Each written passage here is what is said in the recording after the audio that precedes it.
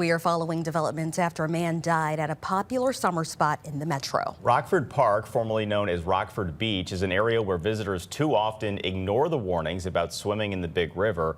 This park is in House Springs on the Big River. On Saturday, a 44-year-old man from Overland drowned.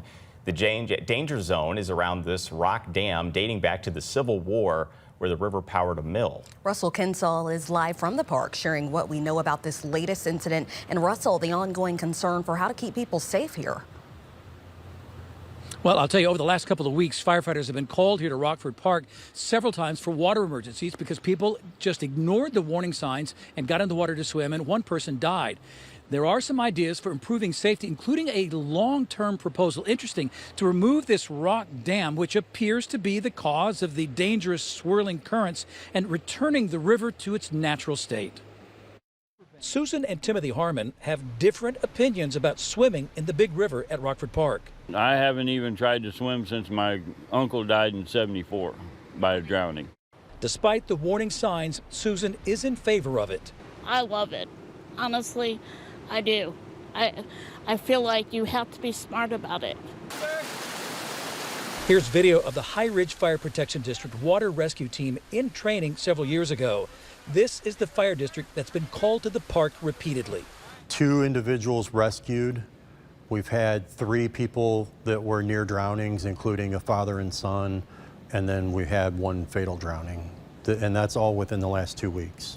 On Saturday, a 44-year-old man from Overland drowned in 7 to 8 feet of water while his 14 and 18-year-old sons looked on. Sunday, a 29-year-old man visiting from Indianapolis nearly drowned but was pulled to safety by others nearby. The rock dam in the river dates back to the time of the Civil War when it powered a mill, but it also appears to be the cause of the swift and swirling dangerous currents. There's a proposal by the Department of Natural Resources to restore the habitat along the river after years of lead mining pollution. It also includes the possible removal of the rock dam and the dangerous conditions it creates. Till then, firefighters want park visitors to hear their warning. Don't get in the water. It's not safe. It's proven time and time again. The current is misleading. It's underestimated by people.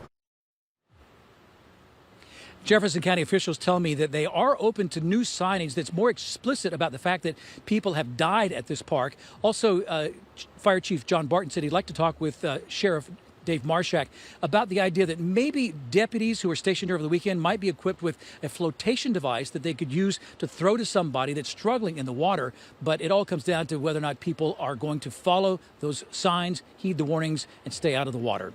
Live in Jefferson County, Russell Kinsall, First Alert 4. Russell, thank you.